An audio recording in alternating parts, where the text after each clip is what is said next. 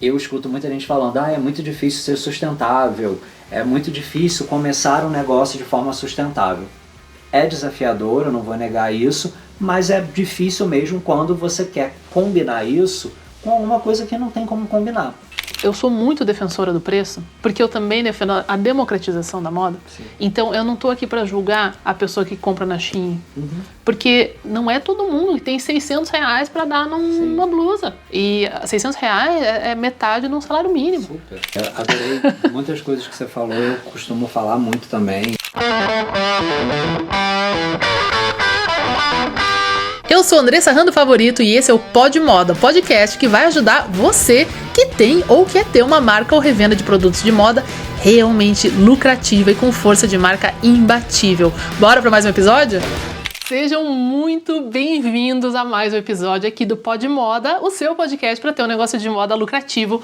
Eu sou Andressa Rando Favorito e esse é o episódio de número 34 dessa nossa nova temporada de 2024. E hoje a gente tem a honra de receber um convidado para lá de especial, pessoal. Ele que é autor best-seller de 5 livros, entre eles o grande e famosão O Moda com Propósito, que certamente se você não leu ainda, tem que estar na tua cabeceira para você ler. Muito conhecido, muito comentado, muito falado no nosso meio aqui da moda, assim como o livro finalista do Prêmio Jabuti de 2019, que é o Viva o Fim, que estamos com ele aqui, inclusive, Almanaque para o Novo Mundo.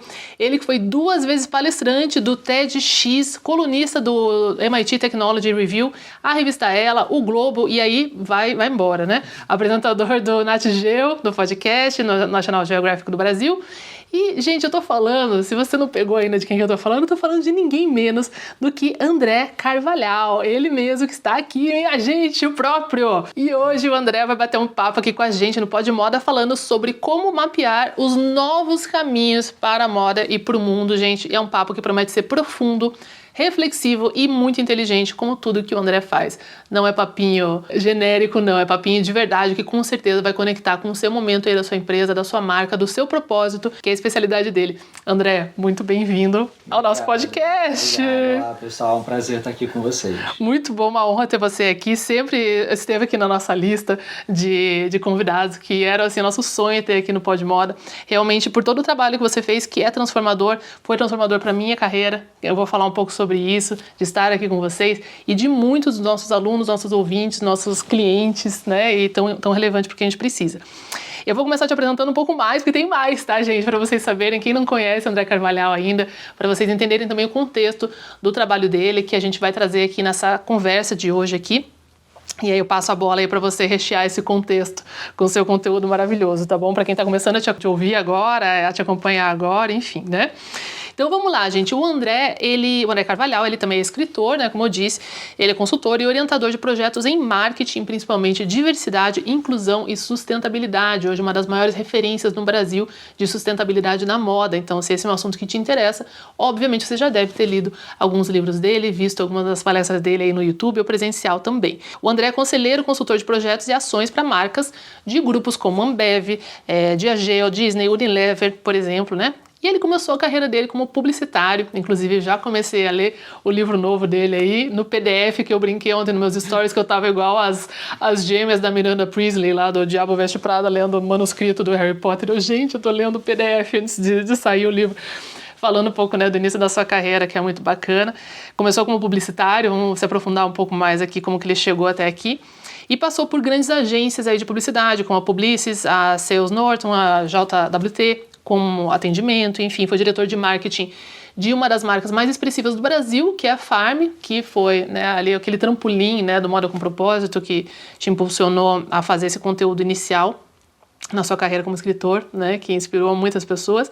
Foi diretor criativo da marca Alma e também da Malha, né? Que é um acrônimo aí. Vai falar um pouquinho sobre essa passagem aí que o André também já vivenciou e andou nos seus sapatos. Você que tem marca aí também, né? E atuou como membro do conselho e consultor de projetos em ações de marketing, diversidade, inclusão e sustentabilidade para várias empresas, como eu já citei aqui. Também é professor de marketing e branding da FGV, da ESPM e diversos cursos livres também. Tá bom para vocês? Então esse é o André, pessoal, que não conhece, se você não conhecia, conheça. E a gente vai entrar num papo muito profundo. André, eu tinha algumas perguntas aqui, como eu disse, iniciais, né, um pouco mais genéricas para a gente começar a conversa, mas eu vou direto na veia, porque ontem, lendo o seu livro novo, já fiquei muito inspirada. E lembrando de como foi para mim quando eu li o Moda com Propósito pela primeira vez, né, que inclusive eu tenho aqui uma nova edição, mas eu tenho a rosinha, a original, né? E quando eu li esse livro, eu estava saindo da minha carreira da moda, né? Eu acho que talvez a gente conversou lá em Maringá, né? Quando a gente palestrou juntos. E para quem está me ouvindo aqui, pessoal, antes de eu começar com a internet, né? Obviamente eu trabalhava em empresas, né? Na gestão, na diretoria de grandes empresas, na área de compras, né? E gestão de produtos. E quando eu tive minha filha, eu falei, não, isso aqui não dá mais para mim, porque aquilo não fazia sentido mais para mim. O processo que você descreve aqui, né, no Moda com Propósito e nos seus livros depois disso também. E quando eu li o seu livro, eu falei, gente, tem um novo momento, né, tem algo diferente que vai vir aí e o Brasil merece isso, e vai ser legal, né, e eu não conseguia entrar em nenhum outro meio, nenhum outro nicho. E ali eu vi que a gente tem realmente, como ele diz aqui, um manifesto pela grande virada, né? E esse livro é de 2016, né? 16. Então eu li ele justamente em 2016, né? Minha filha nasceu em 2015. E aí eu comecei esse trabalho aqui, né? E que me trouxe muita realização. E a gente vê um novo momento agora. Total. Né? Fala um pouco mais para quem não leu o livro, entender o contexto do que você fala e vai contando a tua história junto aí. Agora conta tudo, André. Agora vai. Segura. Bom, mas primeiro de tudo queria agradecer você que está aí assistindo, ouvindo a gente, agradecer pelo convite, que bom que realmente a gente conseguiu agendar. Eu vim do Rio, né? Então enfim, eu não moro em Curitiba, eu moro no Rio, mas a gente teve hoje a oportunidade de fazer esse encontro aqui. De fato, tem uma coisa muito interessante nos meus livros, porque eles não são biográficos, né? Eles são livros que falam, né? Como você já viu, eles têm dados, pesquisas, entrevistas, né? Tem uma bibliografia vastíssima de estudo por trás, mas eles acabam falando muito nas entrelinhas e às vezes de forma mais direta do meu momento, né, assim, do que eu estou vivendo, e que não à toa também, agora que eu olho para trás, eu vejo que também era um reflexo do momento do mundo, né? Sim. Então não é à toa que você também estava passando por isso, outras pessoas estavam passando por isso, e eu acho que eu, de alguma forma ali, ao longo desses livros, eu fui catalisando, né, e às vezes antecipando, ou às vezes amplificando movimentos que já estavam acontecendo.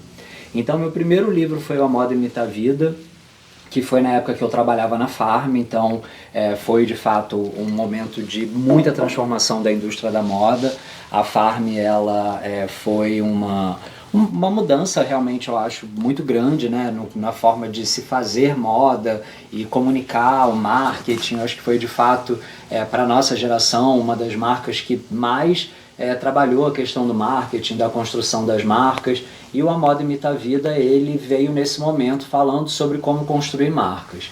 E aí depois de um tempo trabalhando na Farm e com outras marcas também, que eu tive a chance de trabalhar enquanto eu estava lá, eu comecei a passar por um momento de questionamento muito grande. Então eu comecei a ver que eu estava numa cadeira de marketing, né? O meu papel era estimular o consumo, o desejo das pessoas, e eu vivi coisas assim, né, que na época eu achava incríveis e hoje eu acho assustadoras, como por exemplo o lançamento de coleção, as pessoas com fila, comprando 3, 4 coisas iguais, trocando de roupa no meio da loja, porque no provador lotado. Loucura. Então assim, eu vi aquela loucura, aquele frisson, e naquele momento aquilo para mim era muito enfim, motivador, né? Assim, era como se eu visse o resultado do meu trabalho ali.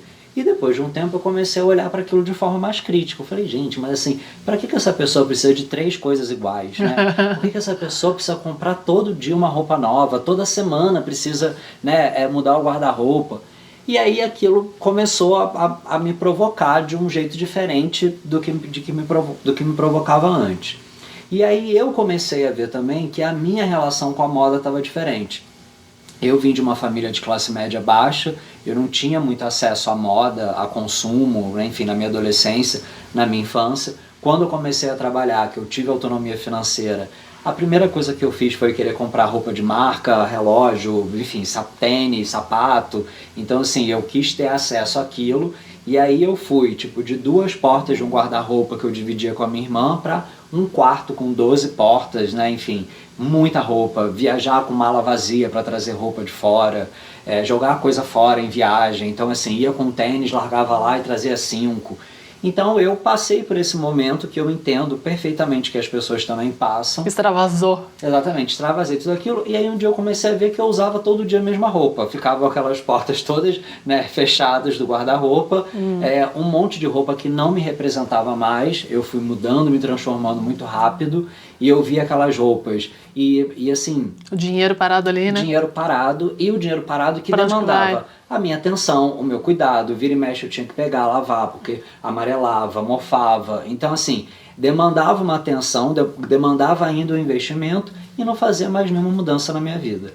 E aí foi quando eu comecei a entender que tinha alguma coisa errada. Aí eu comecei a ficar muito infeliz no meu trabalho. Eu comecei enfim, né, a ter problemas realmente de saúde, problema emocional. Eu não me sentia mais feliz. Era muito doido porque a Farm bombando, o meu trabalho sendo super valorizado, né, isso, escrevendo em revista, veículo, saindo, aparecendo em matérias e coisas e tal. Eu acabei me tornando uma pessoa pública. O próprio livro, O A Moda Imita a Vida, sei lá, eu perdi a conta de quantas edições saíram. Sim. Foi o livro mais vendido de moda na época. E aí eu comecei a ver que tinha uma coisa diferente. E aí foi quando eu comecei a estudar sobre sustentabilidade, e foi quando veio o Moda com Propósito, que aí foi assim um outro grande marco. Foi o que de fato me fez sair da Farm, foi quando eu comecei a entender que existiam novos caminhos e comecei a ter vontade de andar em novos caminhos. Foi aí quando eu tive a minha primeira experiência empreendendo, que foi a malha que você falou. Então eu peguei, depois de sair da Farm, investi financeiramente num projeto de moda colaborativa, que era um galpão no Rio de Janeiro, com coworking, fábrica compartilhada, enfim, um monte de coisa muito legal. E aí também depois dessa experiência, a gente pode falar mais à frente, só para não tomar muito aqui o tempo, mas eu também entendi que aquilo ali não era minha praia, que eu não sabia empreender, eu não queria empreender. E aí decidi voltar para o mercado, e aí foi quando eu voltei para o grupo Reserva, e fiz a Alma, né, que era uma marca de moda sustentável dentro do grupo Reserva. E aí depois disso vieram os outros livros, O Vivo Fim, depois mais recentemente Como Salvar o Futuro e tal. Aí foram Como Libertar o Presente, que é o penúltimo livro, né? Deixa eu pegar. Pegar aqui. Que é o Como Libertar o Presente. Exatamente. Isso. E, enfim, então os livros eles vão falando muito sobre os momentos que a gente estava vivendo no mundo. É interessante. Show de bola. É isso. E uma coisa que eu anotei aqui pra gente falar, né, André? Assim, eu pensei muito nesse episódio, pessoal, porque a gente tem tanta coisa que vem na minha cabeça quando eu penso no seu conteúdo, nos seus livros, na transformação que fez em mim, né? E esse pode ser um episódio genérico, fofo, ou ele pode ser um episódio polêmico. Total. E eu tô aqui sentindo que é para ser um polêmico. Acho que vocês vão me conhecer melhor agora também, né? Tendo essa licença, né? Com o mestre aqui do André, né? Eu acho que eu quero começar desatar esses nós, esse imbróglio, por uma coisa simples, que eu acho que todo mundo vai se identificar. Eu percebo, eu acredito que você também, que às vezes a gente está sentindo algo, a gente acha que é só a gente, aí você vai conversar, todo mundo está sentindo igual. Total. Só que as pessoas não falam, né, André? Total. Elas têm vergonha, têm medo de mudar, né? Então, assim, vamos... E eu não tenho julgamento, tá? Assim, eu tenho uma relação muito próxima, muito carinhosa com os meus, principalmente com meus mentorandos, né? Que a gente tem um trabalho bem próximo, que são empresários, como a gente estava falando antes de começar aqui, que tem empresa de moda há 30, 40 anos, alguns deles, né? Antes da gente começar aqui, a gente estava falando, né, da glória dos anos 90, da moda aqui no Brasil. Os anos 90 era uma década completamente diferente do que a gente está vivendo hoje, né? Coisas assim que hoje a gente julga absurdas, né? Eram bacanas, né? Não só aceitáveis, mas bacanas na época. A nossa indústria era muito protegida, né? A gente não tinha internet, né? Então, assim, a gente começou a usar a internet informalmente lá em 95, 98, né? Então, quando eu comecei minha carreira em compras em 2000, 2001, 2002, em Londres já, a gente mandava pedido por fax, em Londres, né? Então, lógico, já existia o e-mail e tal, mas ainda tinha aquela coisa de você assinar um papel e mandar por fax e tal. Com a internet, a globalização trouxe, né, todo esse conteúdo, porque antes disso o conteúdo eram livros de capa dura, caríssimos, que a gente comprava uma vez por ano, né? E era aquela tendência que a gente tinha que seguir. E não só conteúdo, como produtos, né, de fora. E aí a nossa indústria ficou mais vulnerável, né? Esse jogo virou um jogo realmente global. É um marco da globalização, a gente pode dizer que começou nos anos 2000. E muito mudou de lá para cá. E aí a pandemia mudou mais, e depois da pandemia muita coisa está mudando, né? As pessoas não são as mesmas de antes da pandemia, por mais que tudo tenha voltado ao normal, né? Houve uma transformação nos produtos durante a pandemia e depois, né? Então a gente vê a maioria dos meus clientes está se recuperando da pandemia. Se você está ouvindo, você não está sozinho. Empréstimos que foram adquiridos, dívidas e etc. Essa sobrevivência que houve na pandemia, alguns bombaram na pandemia, quem já estava preparado para o digital, dependendo do tipo de produto, tá? Outros tiveram problemas. Então, tudo isso faz parte. Então, como empresário, você está se reinventando o tempo todo. Total. Não é fácil. E você é uma pessoa também, né? Por trás do empresário, você é um ser humano. E aí, como você começa com um desejo, uma visão, um propósito de fazer uma loja, uma marca e etc. Você muda, mas aquele é teu ganha-pão. Às vezes a tua família está trabalhando lá, né? Então, se você falar simplesmente não quero mais, envolve muita coisa. Muita gente, muitos empregos, clientes. O que você vai fazer depois disso? Então, vamos começar a sessão de terapia da moda pensando que somos humanos por trás dos empresários, viemos de um background desse. E o que você está vendo, assim, do pessoal que está trabalhando na moda? Como que esse sentimento, você está vendo esse sentimento na sociedade, assim? Legal. Daqui? Bom, que bom que, enfim, né, você trouxe para esse lado, porque realmente é como eu gosto assim, de ser muito direto, muito transparente, porque eu acho que somente dessa forma a gente evolui, a gente aprende e tal. E eu acho que durante muito tempo a gente foi passando por cima de coisas e não entendendo de fato a importância e a necessidade de mudar. A minha leitura é exatamente como você trouxe aqui, então eu acho que a gente vem de um auge, né, no Brasil e no mundo, de globalização, de desejo pela moda, onde a moda virou tema de livro, de filme, de série, e assim, a moda entrou em tudo, na novela, né? Enfim, as pessoas queriam fazer parte daquele universo, né? Queriam entrar naquele universo. E a gente viu a moda aí para embalagem de papel higiênico, carro, com roupa de cama, né? A gente de fato viu, né, a bolha estourar. Então assim, é como se estilistas, designers, marcas brasileiras, né, enfim, tivessem ganhado não só o Brasil como o mundo. Só que eu acho que a gente não soube lidar com isso, né? Eu acho que existe uma coisa que é inerente ao ser humano, que é o desejo por ter cada vez mais. E eu acho que a gente foi entendendo falsamente, eu acho que hoje a gente consegue fazer essa avaliação, não falsamente, mas assim, né, de uma forma não tão correta, de que a quantidade e o volume seriam os garantidores do sucesso e do crescimento. Quando eu entrei na Farm, também como você, não tinha iPhone, né? Assim, eu lancei o e-commerce da Farm. Sim. Né? Assim, eu passei por, enfim, né, pelos primórdios da internet ali e vi tudo isso acontecer e tudo isso explodir. Por outro lado, eu vi também a gente ir de 2 coleções por ano para um lançamento por dia. Sim. Né? Primavera, verão, outono, inverno, depois viraram 4 e depois 6, não sei o quê. E aí hoje todo dia tem lançamento novo, né? Tem coisa nova. Só que são as mesmas pessoas fazendo, são as mesmas pessoas comprando, né? Sim. E não existe como dar vazão a isso tudo. E aí eu acho que a própria moda acabou desgastando a moda. Nesse momento, como você e como eu, na época que eu lancei o Moda com Propósito, grandes diretores criativos de marcas internacionais e até mesmo aqui no Brasil foram demitidos, pediram demissão. A gente começou a ouvir falar de burnout, pessoas com problemas de saúde mental, estresse, falências. A gente começou a ouvir falar sobre isso pela primeira vez. E eu acho que isso foi um problema que a gente mesmo foi criando, né? A gente foi levado a essa noção desse crescimento infinito e da necessidade, né, dessa grande quantidade. Sim. E a gente não tem como absorver tudo isso. Então eu vi muitas pessoas se desgastando e eu vi muitas pessoas perdendo o desejo, perdendo a vontade pela moda. E aí, enquanto isso ia acontecendo, o mundo foi se transformando e se apresentando de forma cada vez mais desafiadora. Então, o que a gente passou na pandemia, no pós-pandemia, como você falou. A gente viu, eu acho que na pandemia, o quanto muitas marcas estavam despreparadas, então as pessoas não sabiam fazer conteúdo, as pessoas não sabiam se posicionar online.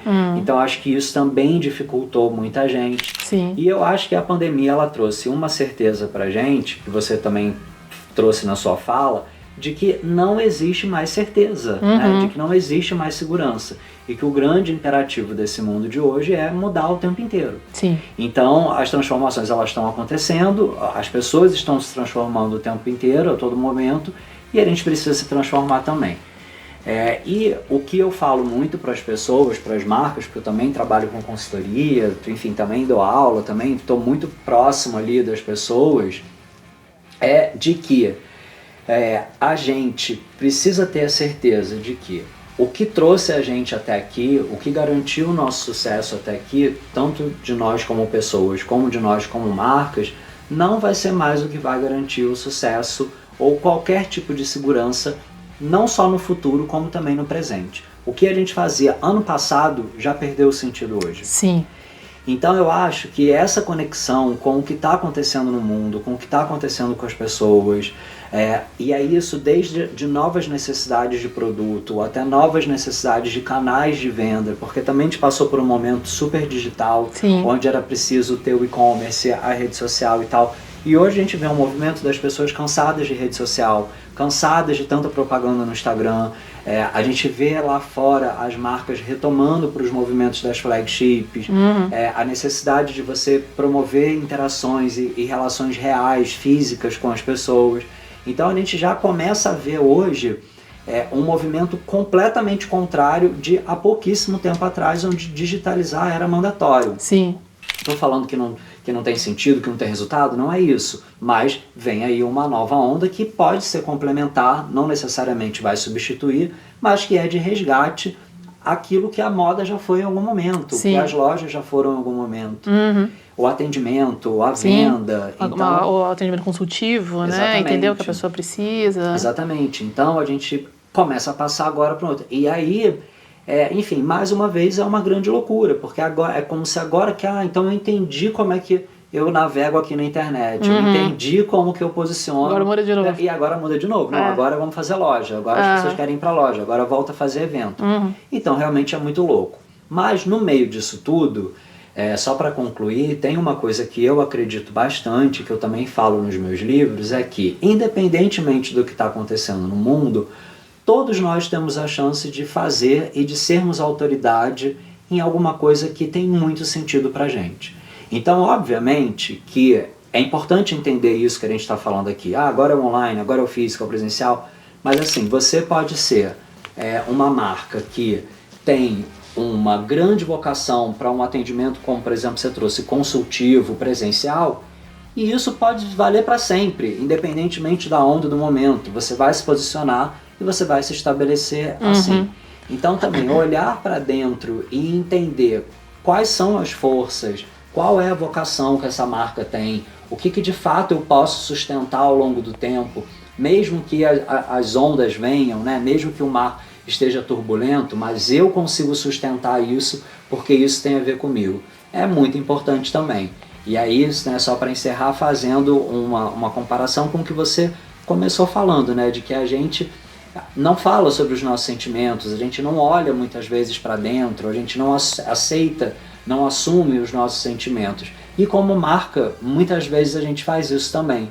A gente não aceita, a gente não assume, muitas vezes, aquelas que são as nossas forças, aquilo que é o nosso diferencial, aquilo que é o nosso potencial, a nossa vocação. Tem gente que por medo, por insegurança, por comparação, né? Então eu tô sempre me comparando, e muitas vezes as pessoas se perdem naquilo que poderia ser mais importante, poderia ser mais valioso, e estabelecer ali uma autoridade no mercado. Exatamente. Fiz várias anotações aqui para a gente enganchar. Adorei o que você trouxe com relação a essa questão da autoridade no que você é bom, né? Eu acho que, assim, eventualmente nesse episódio a gente vai ter que falar sobre o elefante branco da sustentabilidade. Total, né? total.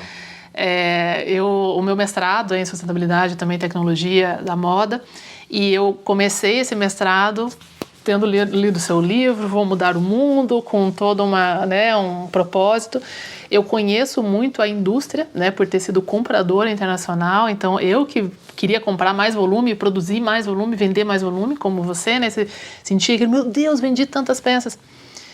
E fazendo essa pesquisa, terminei com um outro olhar. Pesquisa é assim, né? Você começa com uma suposição e termina com uma confirmação ou uma decepção, né? Eu terminei com uma decepção e evoluí para uma maturidade com relação a isso, né? Então, entendo, eu não julgo, né, os movimentos de todos por uma série de questões, mas o que eu percebo quando você trouxe essa questão da autoridade no que você é bom, o que eu gosto disso, André? Tem uma coisa que eu tenho observado, não sei se você concorda, mas se a gente olhar esse ápice que a gente falou, né, da moda, que é o ápice, né, da revolução industrial da moda, né, essa coisa do volume, né, então quanto mais volume, mais barato vai ficar.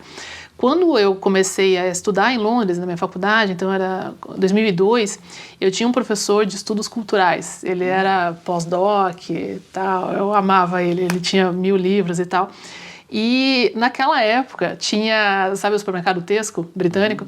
Eles lançaram uma calça jeans eu não lembro se era 2 pounds ou 9 pounds, era tipo um negócio absurdo, assim, tipo equivalente a R$20, né, uma calça jeans, né? E eu lembro que eu perguntei para ele, falei, o que você acha que é o futuro, né, da moda em 2002, né? Em Londres, que é um lugar já de vanguarda, então vamos pensar que a gente aqui estava 5, 10 anos para trás, né, desse pensamento. E ele falou, eu vejo que o futuro, as roupas vão ficar mais baratas e a gente vai consumir cada vez mais, né? Isso aconteceu. Eu tinha um colega que ele era, eu chamava BBC, eles falavam British Born Chinese, né? Ele era filho de chinês nascido na Inglaterra. E, enfim, ele tinha um trabalho muito bom, ele ganhava bem e tal, e ele estava sempre super bem vestido e tal. E quando a gente estava em aula, ele falou com muito orgulho, né? Ele falou, eu, por exemplo, eu não levo na lavanderia minhas roupas, simplesmente eu jogo fora. E era assim, ele concordando com esse movimento. 2002, tá? Então a gente está 22 anos depois, que não é tanto tempo assim, né? Quando a gente for pensar, pensando que isso é a coisa mais absurda que alguém possa falar publicamente numa faculdade central mundial, que é a London College of Fashion em Londres, né? E não estamos nem falando de, né, enfim, começo dos anos 90, enfim. Uau. Então, é um pouco chocante, né? E isso aconteceu, porque daí como eu comecei a trabalhar com estilo e desenvolvimento de produto e compras em grandes varejistas, né? Então, o Grupo Arcadia, que tinha a Topshop, a Topman e tal, a gente era o maior grupo varejista do Reino Unido, né? E você chegava lá na fábrica e botava na mesa, eu quero tanto, eu quero pagar tanto, você dá teus pulos aí, minha filha. E a gente era o Grupo Arcadia, entendeu? Ninguém queria perder a gente.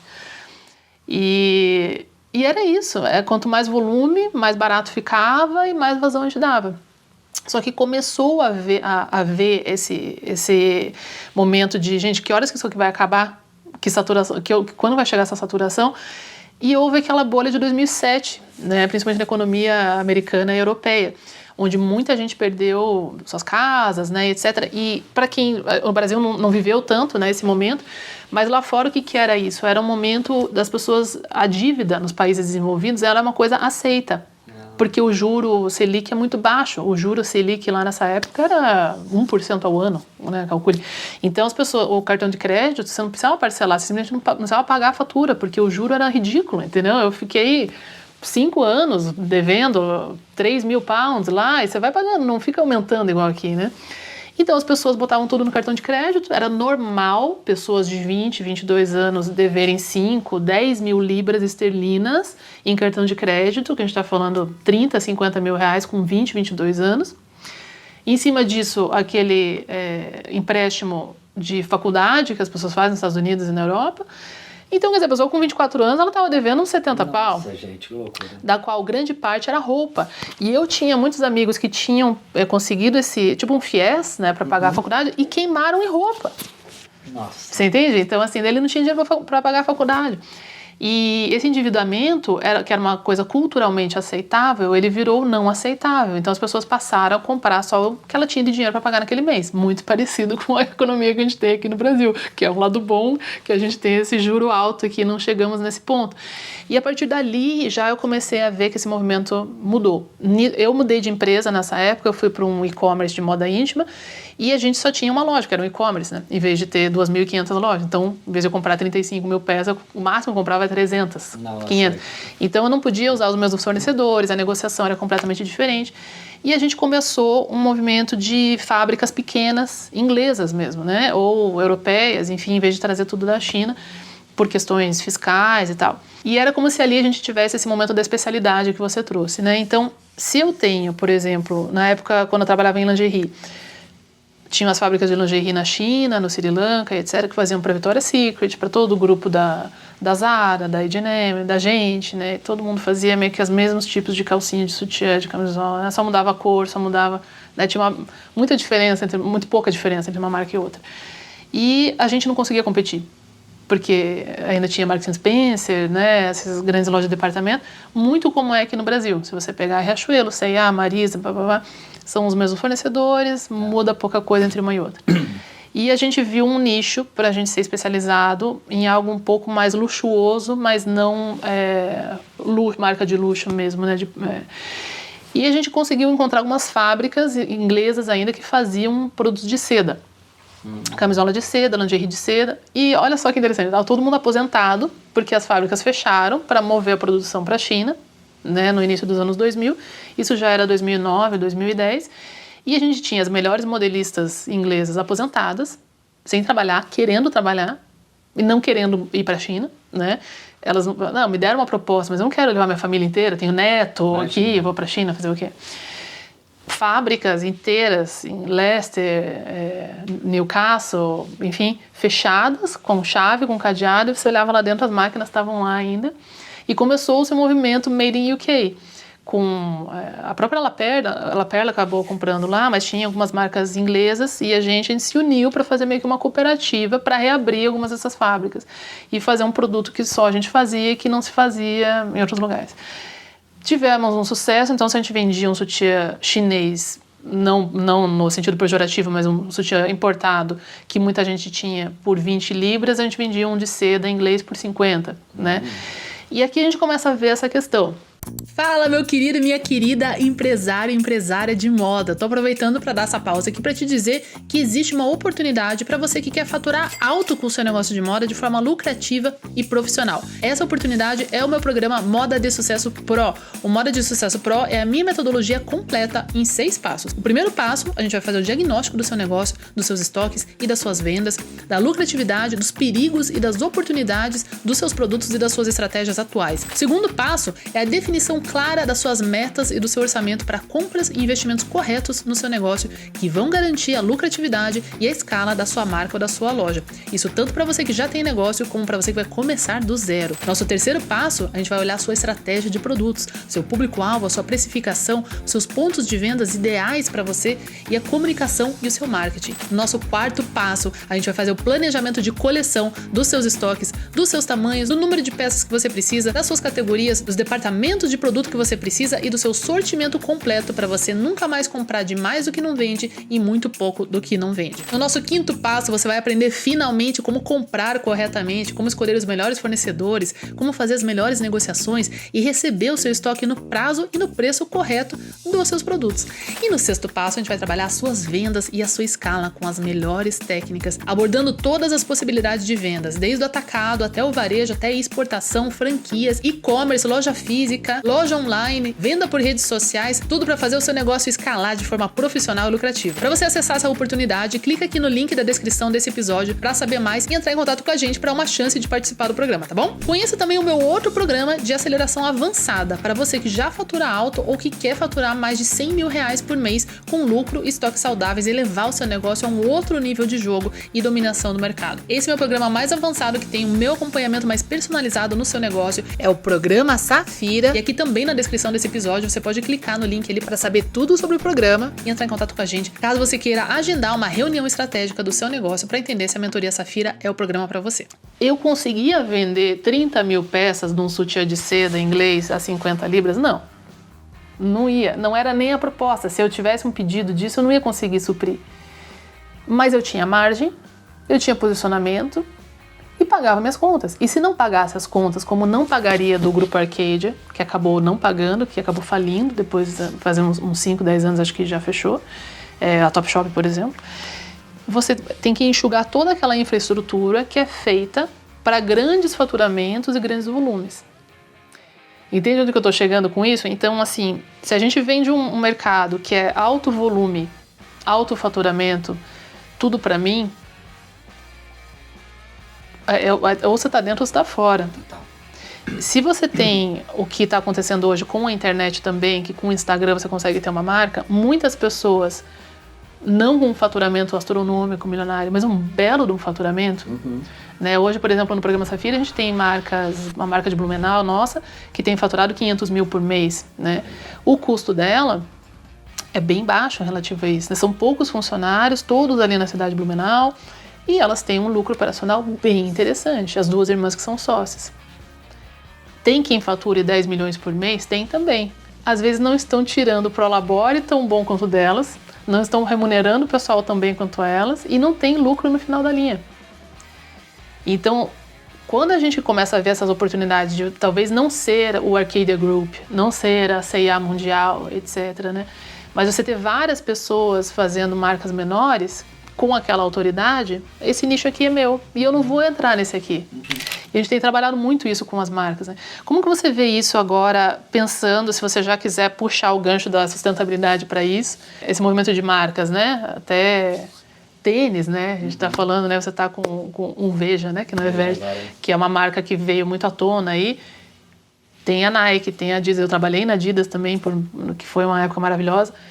E eram aqueles, né? Hoje a gente tem mais marcas diferentes, trazendo outras propostas.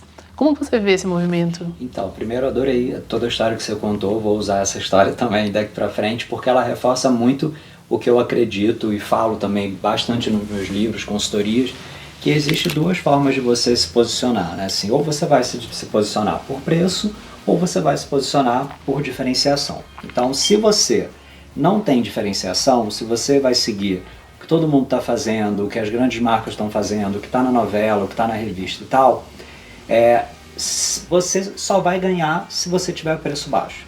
E aí não é todo mundo que consegue ganhar com preço baixo, porque não tem volume, porque né, não tem escala, não tem, como você disse, a chance de produzir fora e tal. E aí isso é um grande perigo, né? Assim, é uma armadilha que muitas marcas entram. Então, eu abri uma marca e eu começo a ver as coisas, eu quero ser igual a essa marca, eu quero ser igual àquela. E aí você começa a copiar, reproduzir, fazer aquelas coisas ali parecidas, mas você não vai conseguir chegar naquele preço. A conta não fecha. A sua conta não vai fechar. E nunca vai fechar. Exatamente. Tem gente que fica anos sem perceber que ela nunca vai fechar. Exatamente. E tem um outro tipo de marca, que é a marca que se posiciona por diferenciação. Foi o exemplo que você trouxe, ótimo, que vocês seguiram. E que é o que a internet e a rede social possibilita pra gente hoje, que é a chance de você criar alguma coisa que seja única e você consegue achar aquelas pessoas conseguem achar você nas redes sociais. Antigamente, você tinha que ter uma loja num shopping, não sei o que, era muito mais difícil. Precisa dessa escala, né? Com exatamente, para manter, até para manter aquele ponto, para manter um monte de loja. Né? Quando eu trabalhava na Farm, eu lembro que todo dia a gente tinha que abrir loja. E aí o Marcelo, que é o dono da Farm, ele falou, cara, chega um momento, um tamanho de marca que você não pode parar de abrir loja, senão você quebra. Por quê? É muito alto. Isso é muito doido. Muito louco. Por quê? Uma loja vai pagando o prejuízo da outra. Então o investimento de um você pega da outra, não sei o quê, e aí você entra numa corrida que não acaba nunca. Vira um monstro. Exatamente. Vira um monstro, gente. Exatamente. E aí foi o que você falou. Beleza. Então aí essa marca, né, essa pessoa, né, que não necessariamente é a Farm, mas uma outra marca. Aí você tem 100 lojas, sei lá quantas lojas, e você vive uma vida de uma bomba relógio. Bomba relógio. Você vive um negócio onde uma coleção que não dá certo é um risco gigante, você não pode errar, e aí essas marcas vão entrando num terreno cada vez que elas consideram mais seguro, que é o quê? copiar e reproduzir. Então tá bombando a calça assim, então eu vou fazer a calça assim. Pra garantir, já garante. Então esse é o sapato, essa é a blusinha, essa é a estampa. Então eu vou fazer isso, vou fazer aquilo. E aí vai virando tudo isso igual que a gente tem que hoje no mercado. Gentrificado, né? Exatamente. E a gente vê essa massificação, essa uniformização. E aí quando você vai para o que é diferente, você tem a chance, como exatamente você falou brilhantemente. Talvez você não vá bombar, você não vai ter 1 milhão, você não vai ter 1 milhão de lojas, você não vai ter um monte de pontos de venda. Mas você vai fazer talvez uma coisa que te dê muito mais satisfação, que te dê muito mais tranquilidade, que te dê mais segurança, né? Que você se sinta ali mais seguro porque é algo que você consegue sustentar. E aí eu acho que esse é o caminho. E aí quando a gente vê, né, assim, sei lá, uma Farm, uma Havaianas, uma Osklen, né, tipo assim, essas marcas, né, que acabaram crescendo, Animale, marcas que cresceram e que aí acabaram virando grandes grupos, Reserva e tal, foram marcas que começaram dessa forma. Elas inovaram, elas fizeram alguma coisa Sim. que era diferente. Hoje elas são uma referência para muita gente, mas elas sempre vão ser elas porque elas fizeram primeiro, elas saíram na frente, elas se posicionaram. E elas conseguiram esses grandes investimentos, esses grandes grupos, formar essas grandes redes e tal, porque o que elas fazem realmente é autêntico, é verdadeiro, é alguma coisa que elas realmente acreditam que elas sabem fazer. Então, a minha visão é essa. Agora, como que a gente cruza tudo isso com sustentabilidade? Por quê? É impossível você querer ser sustentável se você depende de altos volumes, se você depende de uma, né, de uma venda muito grande, se você depende de uma produção com custo muito baixo, se você quer competir com preço, é muito difícil você conseguir ser sustentável desse jeito. Então, eu escuto muita gente falando, é muito difícil ser sustentável, é muito difícil começar um negócio de forma sustentável. É desafiador, eu não vou negar isso, mas é difícil mesmo quando você quer combinar isso com alguma coisa que não tem como combinar. Por outro lado, eu vejo marcas como a Vert, né, Veja agora, né, que é essa marca de tênis. A marca consegue ter os processos delas sustentáveis, a extração da borracha na Amazônia, não sei o que, eu sei porque eu já fui, eu vi, visitei de perto, eu entendo como é que é. O cara começou fazendo 50 pares, aumentou para 100, 200, 300, 400, hoje o cara vende em Paris, vende no Rio de Janeiro, vai abrir uma loja no Oscar Freire, anos depois. Mas começou pequeno, Exato. Começou fazendo uma coisa que era diferente e foi comendo pelas beiradas o território ali de quem comprava, calma, né? Com calma, de quem comprava outras marcas. Acabou virando referência, hoje um monte de gente copia o estilo, as formas e tal, mas tem uma coisa que é única, que é deles, que é a forma de produzir, é o que eles acreditam. E isso ninguém vai tirar deles. E é uma marca que eu acredito muito que daqui a um tempo vai ser gigante, sabe? Vai ser muito maior do que a gente pode imaginar, do que a gente consegue ver hoje. E eles podem daí cobrar por isso, né? Porque a grande questão, pessoal, agora vamos falar do elefante branco. O elefante branco que está aqui presente nessa sala, né? O que eu percebi com a sustentabilidade, né? Nesses estudos todos, eu realmente queria aquilo. Fiz muita palestra sobre sustentabilidade e tal. E o que eu percebi? É exatamente o que você falou. Tem coisas que, por princípio, não é sustentável. E quanto mais você estuda a sustentabilidade, mais vai começando a dar um desespero, né? Porque é meio assim, não tem muita saída. Eu lembro que eu tinha um colega aqui na UTFPR, a gente tem, né, um dos mestrados e doutorados mais conceituados nessa área, né? Enfim, a gente tem o escritório Veja, aqui até valeria a pena você conhecer, bem bacana. E um colega meu de pesquisa, que estava fazendo doutorado, estava fazendo mestrado nessa época, e ele brincou com o nosso orientador que ele tinha 4 filhos, né? E ele falou, ser sustentável é não ter filho, porque, né? E é uma coisa super polêmica, né? Ainda mais quando você entra em todo o tema social, moral e etc. Porque cada ser humano está consumindo os recursos da Terra, né? Então, assim, na verdade, se a gente quisesse honestamente, né? A gente teria menos filho, ia ter menos gente, porque a gente virou uma praga, né? A gente se multiplicou brutalmente. Nos anos 50, minha mãe morava no sítio, comia o que vinha... Minha mãe, sim, ela cresceu no sítio aqui no norte do Paraná. E plantava tudo que ela comia, nem papel higiênico, era sabugo, né? Que o povo usava, não tinha nem... né? Isso, era uma vida completamente sustentável, né? Eu acabei de voltar do Pantanal, né? Visitei uma tribo indígena e assim, observei exatamente como minha mãe vivia, né? Então, a cultura indígena ali, de, né, viver do que está ali à minha disposição, e é isso. A gente começou a se multiplicar muito, daí vieram as facilidades enfim, degringolou. Mas quando a gente vê, então, essa questão, se eu tenho uma marca, um varejista, que precisa distribuir em muitos pontos de venda e que o preço é um fator decisivo, e eu sou muito defensora do preço, porque eu também defendo a democratização da moda. Sim. Então, eu não estou aqui para julgar a pessoa que compra na Shein, porque não é todo mundo que tem R$600 para dar numa blusa. E R$600 é metade de um salário mínimo. Super. Que a pessoa trabalha o mês inteiro e ela precisa pagar toda a vida que é cara hoje no Brasil, né? Então, esse acesso à moda, ele existe. E as pessoas consomem moda por uma questão emocional. E aí a gente pode dizer, todo mundo vai precisar de terapia, eu, você, todo mundo que está ouvindo aqui. Mas essa coisa emocional, ela vem também da nossa transformação que a gente começou a falar do início do episódio, né? Então, eu mudei meu cabelo, tudo recentemente. E já mudei meu cabelo muitas vezes, né? Quem tem meus cursos aí tem uns 5, 6 cabelos diferentes. Né? Cada momento que você está vivendo, você quer se comunicar diferente. É por isso que a gente gosta de moda. Sim. Porque a gente vê na moda uma expressão de nós mesmos, né? Então, a gente obrigar as pessoas a usar um uniforme pro resto da vida, como se fosse né? Você vai ter aqui o seu kit, o uniforme de roupa para esse ano, volte em janeiro para pegar outro sapato. É uma crueldade para a nossa expressão, né? A gente gosta de se expressar, enfim, a nossa arte, né? Isso leva a gente a comprar coisas que nos representam, para que a gente se comunique. Então isso a gente não vai poder tirar das pessoas, né? Só que a moda, ele é um bem de consumo extremamente durável. Diferente da comida, porque esses dias eu estava comentando sobre comida, né? Então, assim, a pessoa que tem um problema com obesidade, enfim, ela não precisa do Ozempic, né? Ela sabe que tem que comer menos, né? Mas ela não consegue, porque ela tem um desejo que é maior do que ela consegue controlar. E tem gente que é assim com moda. Total. Nós podemos nos enquadrar assim várias vezes. A gente não precisa de mais roupas, né? Mas a gente precisa comer, né? Então, assim, o alcoólatra, ele não pode mais beber. Mas você não precisa de álcool para viver. Mas a comida você precisa. Então, é muito difícil para quem tem um problema de obesidade. Porque você precisa comer. Você não pode parar de comer por completo como o álcool.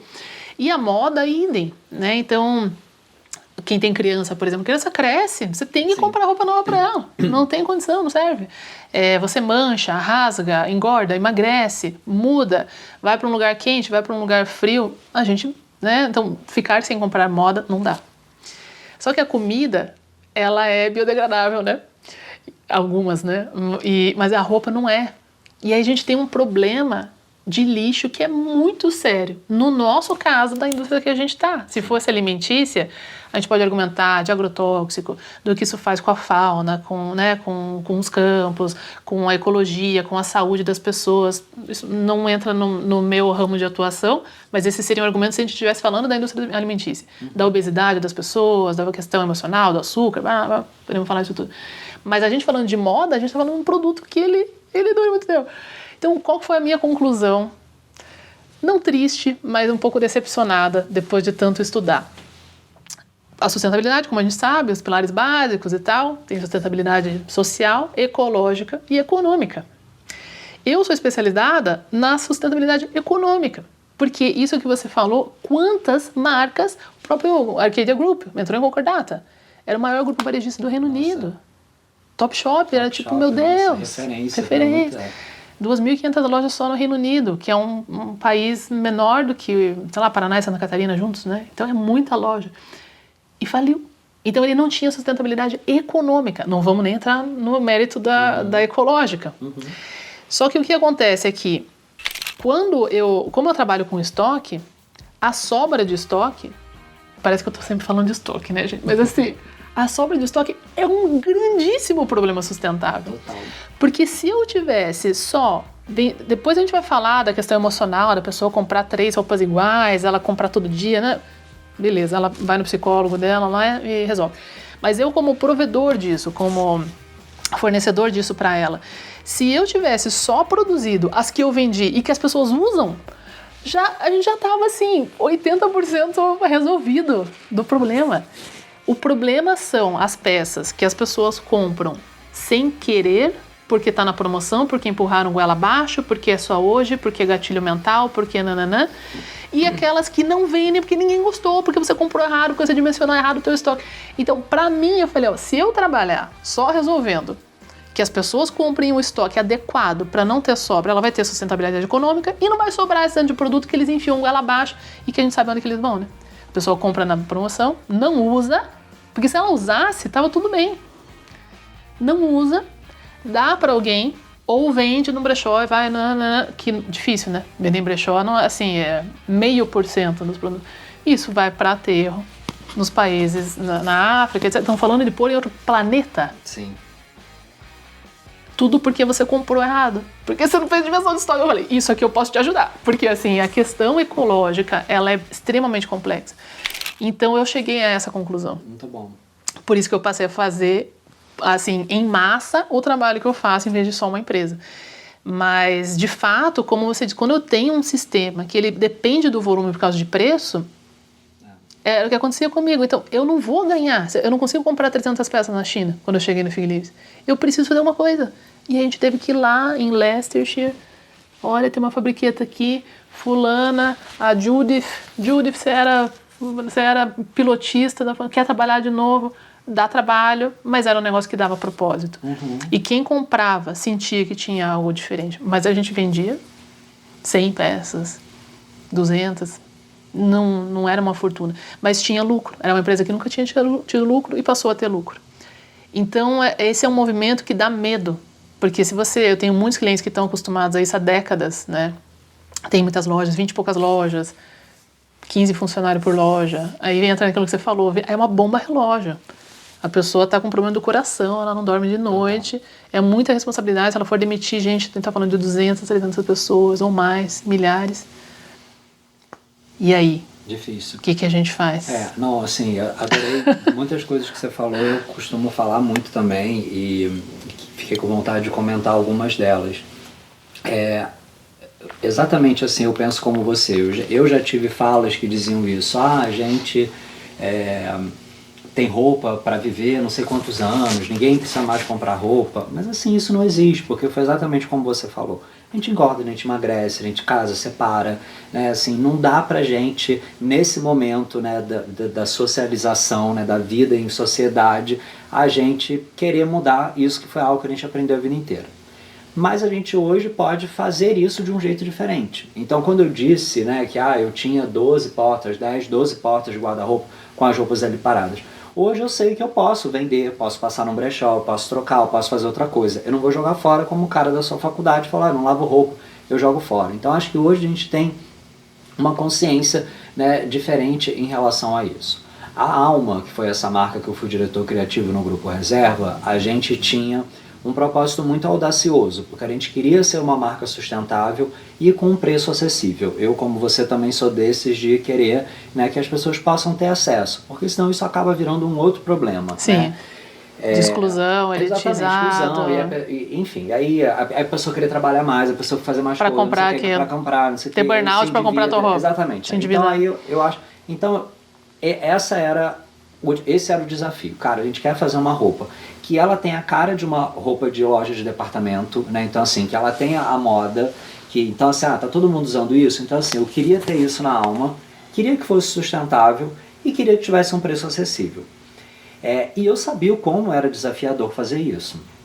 E a gente, né, depois de muito estudo, muito quebrar a cabeça e, enfim, pensar e tal, e juntando um time de pessoas brilhantes que me ajudaram a construir a marca, a gente chegou num formato muito interessante que era assim, já sei então o que a gente vai fazer. A gente vai fazer uma roupa nova, considerando que as pessoas sempre vão querer uma roupa nova, mas eu quero fazer essa roupa nova causando o menor impacto ambiental possível.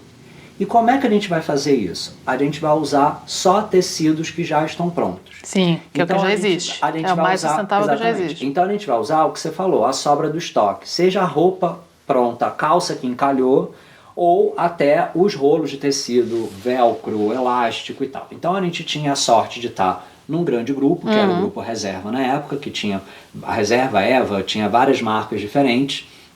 A gente tinha um relacionamento muito bom com outras marcas do mercado E aí a gente começou a alma desse jeito. Então a gente ia nos lugares, via o que os lugares tinham de matéria-prima e criava as coleções para recuperar aquela matéria-prima, para reinserir aquela matéria-prima. Com isso, a gente conseguia fazer um produto mais barato, porque a gente aproveitava coisas que estavam paradas e que, enfim, a gente conseguia comprar com um preço muito acessível.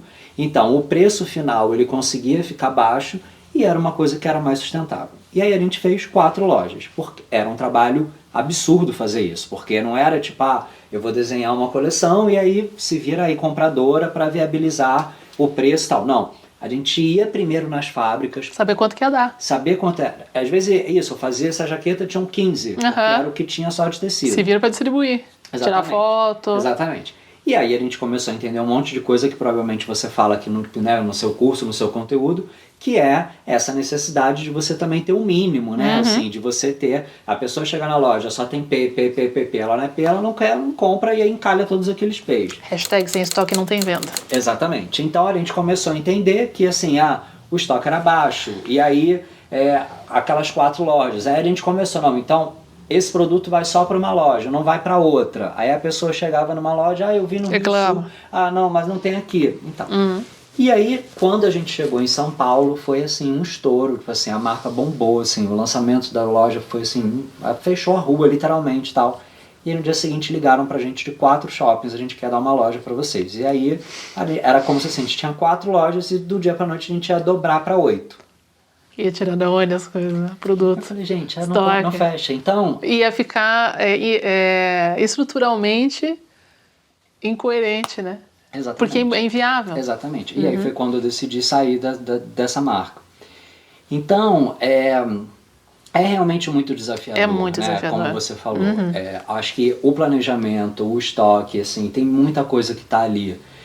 E hoje a gente também tem outros caminhos, né? Então você produzir sob demanda, que também não funciona para toda marca, para todo tipo de produto, mas para alguns sim. Então, por exemplo, na Alma a gente fazia camiseta de silk sob demanda. Então a pessoa comprava, eu quero o silk do Bob Marley. A gente ia lá, imprimia o Bob Marley e a pessoa comprava a camiseta do Bob Marley. Então tem algumas alternativas que, né, quando eu era da Farm já era diferente. A gente apostava. Então Bob Marley, 5 mil. Isso aí. Fulano, 1.000. Não, essa 500. E eu olhava, gente... Então não vamos fazer de 500, porque se tem uma que a gente acha que vai vender os 5 mil e a outra vai vender 500, por que você vai fazer de 500?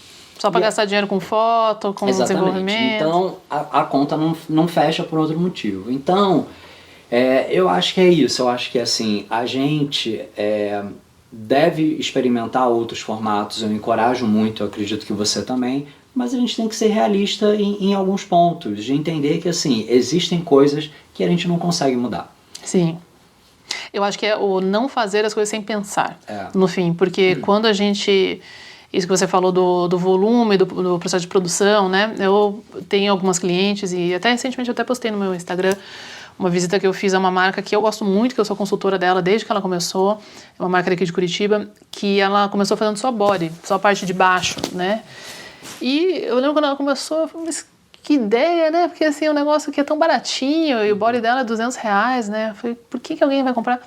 Mas é um tecido brasileiro biodegradável, uma microfibra nacional que a gente é líder, que a gente é muito bom nisso. Legal. E que realmente ele dura, né? Então eu tenho bodies dela, eu falo sempre dessa marca aqui, a Revival, inclusive nós temos um episódio, eu não lembro de cabeça qual que é o número do episódio, mas busque ali pelo nome Revival, tá? Com R, com a entrevista com a Marina, que é a proprietária, fundadora. E eu cito muito porque tem vários elementos ali que eu acredito que funcionam, né? E até a gente visitou, né? A Arielle estava comigo lá, a gente visitou a nova fábrica dela. Então, é um modelo que muitas empresas pequenas do Brasil tinham e não se atentavam quanto que isso era sustentável, porque não era cool, entende? Só que o que acontece? Você pode, por exemplo... ter uma fabriqueta pequena, com 4 máquinas, é o caso dela, ela tem 4 máquinas. Não é um investimento absurdo, milionário, você vai ter um investimento ali de poucos 5 dígitos para comprar essas máquinas. E ela tem 2 a 3 funcionárias CLT, como costureiras, trabalhando diariamente ali para produzir as peças, né? E ela tem então os rolos de tecido, tem algumas modelagens, assim como a gente fazia com jeans, né? Então tem a modelagem André, a modelagem João e etc. E a pessoa escolhe a combinação modelagem-cor, né? E ela pega aquele tecido, vai cortar e vai produzir para mandar. Como são produtos simples, né? E praticamente sempre com a mesma base, acho que ela tem 3 bases hoje, mas começou só com uma, é algo que é viável, porque é só aquele produto. Volta a ser a autoridade que você falou, então eu sou especialista nisso. E em muitos momentos ela fala, vou fazer saia, vou fazer... Não entra nessa, porque assim, é aqui que o negócio vira um monstro. E anos depois, então ela está com 5 anos agora, essa fábrica é sustentável no sentido de, é do lado da casa dela, ela vai lá, as pessoas têm emprego, tem estagiário, tem CLT, acho que tinha umas 6 pessoas ali, né, trabalhando diariamente, e uma lista de pedidos, aí entra o consumidor. O consumidor que vai comprar o produto dela, ele não pode ser imediatista, porque vai demorar pelo menos uma semana para chegar até ele, que leva 2 a 3 dias até ficar pronto, e aí que vai ser postado. Então, a gente ama muito essa conveniência da rapidez, né? Eu também, eu sou cliente do Mercado Livre full, eu acho um absurdo, eu amo, na verdade, eu vou falar, preciso de uma coisa, compro no domingo, segunda, antes do almoço tá aqui, e eu nem moro em São Paulo, né? Então, é uma coisa que você fala, nossa, que delícia, que rápido, mas com a moda, se é algo que você vai comprar com consciência, em vez de ser inconsciente, que é assim, tô triste, vou lá e saio comprando, esse negócio do pessoal que tem roupa que tá com etiqueta, que nunca usou, que deixa no carro para esconder, aí a gente tem um problema. Aí é outra parada, não dá para usar como regra. Mas o marketing acaba estimulando, né, isso. E a gente, enquanto negócio, enquanto marca, quando a gente vende, não precisa ser algo... uma professora da minha filha estuda numa escola Waldorf, e tem muito essa coisa do orgânico, do nananã. E uma vez uma professora dela muito sensata falou, o alimento bom ele não precisa ser orgânico. Se der arroz, feijão, carne moída e legumes para o salada, tá ótimo. A gente não quer uma bolacha, um biscoito, né, como vocês falam. Essa é a diferença. Então, o teu produto, para ele ser sustentável, ele não precisa ser biodegradável, feita de resíduos, blá, blá, blá, blá. Se for algo pensado, como a 787, que é essa minha aluna que eu comentei, que está já com esse faturamento aí, quando elas entraram para o programa, foi muita coincidência, porque eu estava em um local e tinha a mãe de uma amiga da minha filha, tinha deixado um blazer numa cadeira. E eu vi a etiqueta, que era da marca delas, a 787. Eu tirei uma foto e mandei, olha que coincidência aqui. E elas são, né, de Santa Catarina. Que legal, né, que eu vi. E daí eu falei, você comprou na 787? Ela, não, comprei num brechó. Olha. Eu falei, isso é uma marca de sucesso. Por quê? Uma coisa é você vender para um brechó, outra coisa é alguém comprar o seu produto no brechó. Então eu tenho muito sucesso quando eu vejo a minha marca sendo comprada em um brechó. Na minha palestra de sustentabilidade, faz muito tempo que eu não faço, inclusive, eu tinha um slide que era aquele lixão, né, de roupa, e eu brincava assim, ache a jaquetinha Chanel nesse monte. Você não vai achar. Todas as jaquetinhas da Chanel, desde os anos 30, 40, 50. Então, todas as jaquetinhas da Chanel estão em circulação. Elas estão com alguém. Uma avó deu para a filha, deu para a mãe, tá em brechó de luxo, tem número de série e tal. Então, esse é um produto sustentável. Ele não foi feito de coisas orgânicas, derretidas, foi né? feito para durar, né? Para durar. Então, vão ter produtos que são de bater, né? Que são de dia a dia. Vai ter roupa íntima, que eu trabalhei por muito tempo. É uma dificuldade. O que você faz com roupa íntima, né? Camisetas, etc. Mas cada produto, se ele for pensado e você vender o que as pessoas forem usar, a gente já resolveu o nosso problema. Depois a gente vai aprimorar ele depois, né? Então eu deixaria foi essa conclusão que eu cheguei, para conseguir viver, continuar trabalhando com moda, usando moda, sem a gente se sentir que tudo tem que acabar, né? Assim, fazer de uma forma diferente, né? Bom, André, a gente está chegando ao fim, infelizmente, do nosso papo, que a gente podia ficar horas aqui, tem assunto para um dia inteiro, né? Mas eu queria finalizar perguntando para você, para quem está nos assistindo aqui, né? O que você vê como, a gente já falou de bastante movimento aqui, né? Mas tendências para o mercado da moda para o ano que vem, no caso 2025, a gente está gravando em 2024. E para quem está começando do zero, que tem essa oportunidade, porque para quem já tem negócio, vai ficar essa reflexão. Poxa, eu preciso me reinventar. Vai doer, né? Vão haver ciclos encerrados, coisas que vão mudar, né?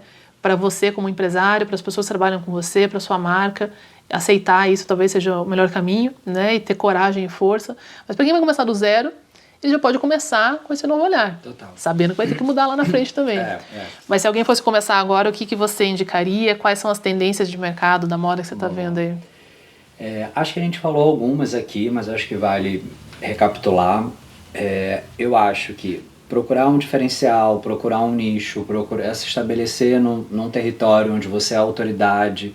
E aí pode ser com alguma característica de produto, pode ser, sei lá, porque é estampa, ou porque é liso, ou porque ou uma peça, é um body, é um blazer. Então eu acho que assim, encontrar alguma, né, um lugar que seja para você, que seja único, acho que isso é assim, determinante daqui para frente. Acho que cada vez mais a gente vai entender a importância e a necessidade disso. Uma coisa que eu falo nesse livro, o Moda com Propósito, que foi o Ronaldo Fraga que trouxe na entrevista que eu fiz com ele, foi tipo assim, a moda ela tá desesperada para sair da roupa.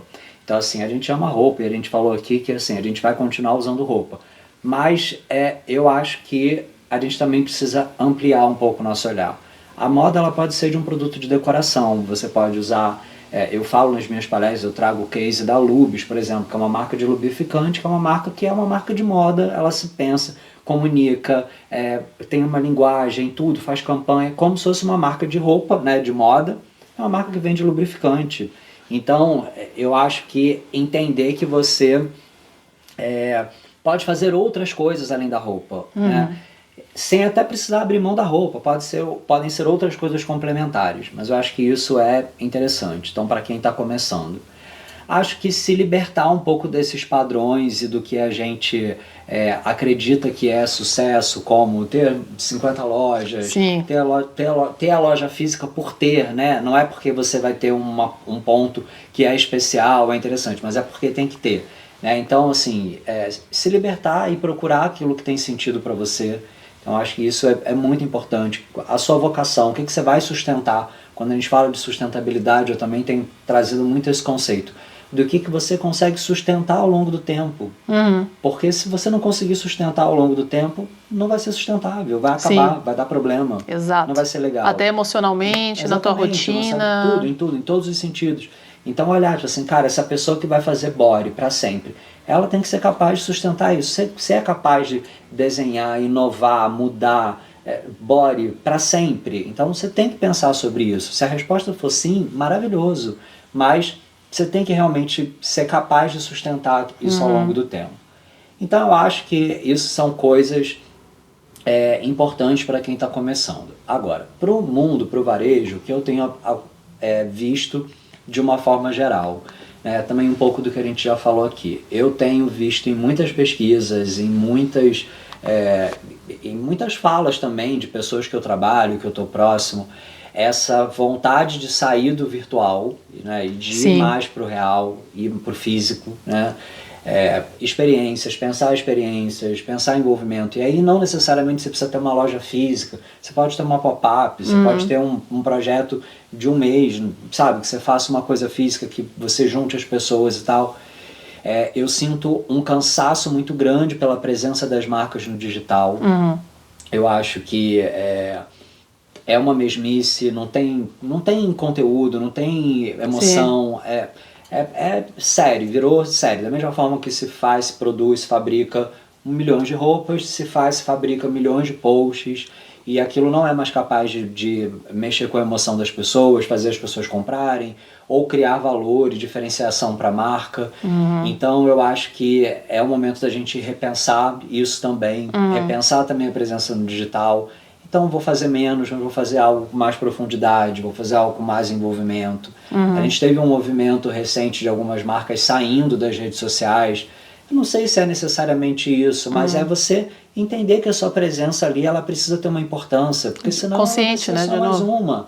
Senão vai ser só mais uma coisa, e aí vai ser só você gastando mais dinheiro, gastando mais tempo, né, mais energia e cansando as pessoas. Então eu acho que o que a gente viveu com o crescimento do volume das roupas, das coleções, agora a gente está vivendo com as ações no digital, né, a quantidade de volume. Ninguém aguenta mais. E ninguém aguenta mais, isso já não faz mais efeito que fazia antes. Sim.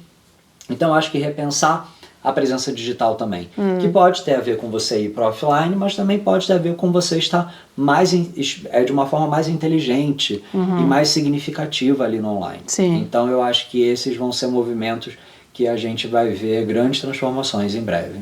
Maravilha. Muito profundo. Eu falei para vocês quando a gente começou, hein? André, vamos finalizar então falando do seu novo livro. Claro, quem está aqui, estamos em pré-lançamento, né? Total, oficialmente, A Marca Imita a Vida, né? Então, conta um pouco sobre esse novo livro, a diferença dele para o primeiro, né? Então, esse livro é uma brincadeira com o meu primeiro livro, né? Que é o A Moda Imita a Vida. E que ele fala sobre o processo de construção de uma marca. E desde que eu lancei esse primeiro livro, que foi o livro que me consagrou e que, enfim, abriu muitas portas para mim, foi muito interessante porque ao longo de todos esses anos eu ouvia muita gente falando assim, eu usei esse livro para minha academia, meu personal falou para mim, cara, eu peguei vários insights desse livro para mim, para minha profissão, para me construir a minha carreira. E aí, ao longo desse tempo, essas falas elas foram me acompanhando. Até que, mais recentemente, acho que ficou muito claro para todo mundo que as marcas quiseram virar pessoas, né? As marcas quiseram se humanizar e começaram a usar redes sociais como pessoas, buscar sensações, enfim, se posicionar de fato como pessoas, e as pessoas viraram marcas. Então hoje nas redes sociais, cada um de nós também tem um posicionamento, cada um de nós também tem a chance de se estabelecer como autoridade em alguma coisa, oferecer benefícios para as pessoas. E aí eu tive esse insight de que era a hora então de atualizar esse primeiro livro e falar de fato sobre como construir uma marca pessoal, uma carreira pessoal que tenha um propósito, que tenha a intenção de deixar de fato uma marca no mundo. Então é um livro assim, bem interessante, que eu fiquei muito orgulhoso de fazer e todas as pessoas que leram gostaram muito até agora. Então, resumindo, ele fala sobre isso. Ele fala sobre hoje como você é um profissional, e não importa se você é empreendedor, se você tem uma marca, se você é fotógrafo, enfim, modelo, enfim, sei lá, onde você está trabalhando, o que você trabalha, é um livro que ele fala para qualquer pessoa, mas que de fato entenda esse novo momento, as possibilidades que a revolução digital trouxe para a gente, para fazer, né, carreiras diferentes, como você, né, que saiu do mercado e hoje voltou para o mercado de uma forma diferente e tem os seus produtos, tem o seu conteúdo, tem o seu programa. Então o livro ele fala sobre essas novas possibilidades. Né? Da mesma forma que eu acabei de dizer que a moda está desesperada para sair da roupa, o profissional também está desesperado para sair da CLT. Né? E existem outros caminhos hoje. Sim. Então esse livro ele fala sobre isso. Não é um livro só para quem quer trabalhar com internet, então ele fala sobre muitas coisas, mas ele se vale desses aprendizados que vieram desse novo mundo virtual, digital. Que trouxe à tona, né, essa coisa da marca pessoal, da influência e etc. Eu não terminei ele ainda, mas já acho que resumi bem aqui algo que eu gostei muito, que o André diz aqui: o poder de uma marca pessoal reside na clareza de propósito. Se banalizou, né, essa palavra propósito, né, mas quando você vai lendo, vai entendendo o que eu estou fazendo aqui, né? Antes de começar o episódio, a gente falou muito sobre essa pergunta das marcas, né? Por que alguém compra da tua marca? Total. É o propósito que ajuda criancinhas e tal. Não necessariamente, ela pode resolver o meu problema. O Figuelis.com a gente vendia porque a gente era o único que vendia sutiã grande, não plus size, mas a gente tinha tamanhos diferentes, costa pequena, busto grande. Resolvia um problema, e isso é um propósito. É muito complicado você não ter onde encontrar um sutiã bom. Então, não é uma coisa transcendental, se vocês irem para a Índia, né? Quando sabemos exatamente aonde queremos chegar, traçar o caminho se torna mais simples e as escolhas mais certeiras. Quando sabemos exatamente onde queremos chegar. O problema é que a gente complica um pouco, né, André, onde a gente quer chegar, como se fosse algo assim. E a vida é um trabalho, é um work in progress, né? Ele está sempre se transformando. Então, o que vai fazer sentido para você agora pode ser o primeiro passo onde você quer chegar, né? E isso vai se tornar mais simples, as escolhas mais certeiras, né? Ele comenta também sobre as pessoas ao seu redor, né? Antes de pensar em estratégias digitais, fundamental focar em criar conexões autênticas e significativas no mundo real. Gostei muito disso. Ele trouxe, né, essa questão da carreira na moda, né, lá atrás, né, muito voltada para o ego, inveja, fofoca, né? Acho que isso já é algo que as pessoas já entenderam que não é por aí. Muita gente já acordou para isso, né? E estão buscando marcas que atendam isso, né? Porque se a pessoa tem isso no pessoal, a gente acaba ficando assim, eu gostei da roupa, mas o papinho não precisa. Exatamente. Não precisa. Eu só quero um conforto, algo que me faça me sentir bem. Então, é uma leitura realmente extremamente recomendada para você, empresária que vai fazer esse processo aí de transição, para você que vai começar a empreender agora. André, onde que todo mundo te acha? Onde que acham o seu livro? Onde que te encontram? Então, nas minhas redes sociais, Carvalhando no Instagram e, enfim, nas principais plataformas, mas o Instagram é o que eu mais uso. E ali tem um caminho para tudo, para assinar minha newsletter, para encontrar os livros, os textos que eu escrevo, que eu colaboro por aí, e também os conteúdos que eu crio, né, diariamente, falando sobre o que está acontecendo com o mundo, com as pessoas. Enfim, eu vou ter o maior prazer de receber vocês lá. Maravilha! E o seu livro, o lançamento oficial? Então, em breve, ele está numa pré-venda online, tem também ali na minha bio, tem o link e tal, e enfim, em poucos meses vem a versão impressa aí. Boa, a marca imita a vida. Já fiquem atentos aí para garantir a sua cópia. E lógico, se não leu os livros anteriores também, recomendo, vai querer, tipo Harry Potter, vai querer ler um, vai querer ler os outros também, tá bom? André, muito obrigada, foi uma honra maravilhosa. Sei que é um episódio que vai transformar muitos negócios, um de cada vez. Valeu muito a pena ter você aqui. Muito obrigada, viu? Foi um prazer. Obrigado a você também que acompanhou a gente até agora. Nos vemos no próximo episódio do Pod Moda, aqui com o Andressa Rando Favorito, para você ter um negócio de moda lucrativo e sustentável. Até a próxima, pessoal. Tchau, tchau. E a gente vai chegando ao final de mais um episódio aqui do Pod Moda. Eu sou Andressa Rando Favorito, e se você curtiu tá comigo aqui nesse episódio, printa aí no seu celular ou aonde quer que você esteja escutando esse podcast agora e posta nas suas redes sociais, marcando o @Andressa Rando Favorito e me contando qual foi a maior sacada que você pegou desse episódio. O seu feedback é muito importante pra mim e eu vou adorar ter essa conversa com você lá no nosso direct. Pra continuar conectado comigo, é só me seguir em todas as outras redes sociais: Instagram, TikTok, Facebook, LinkedIn. É só buscar por Andressa Rando Favorito. E não se esqueça que a gente também tem o canal do YouTube exclusivo do Pod Moda, então é só buscar por Pod Moda com Andressa Rando Favorito no YouTube. Para saber mais sobre mim, é só entrar no www.andressarandofavorito.com e para saber mais sobre moda de sucesso, é só entrar no www.modadesucesso.com.br. Te espero no próximo episódio, hein?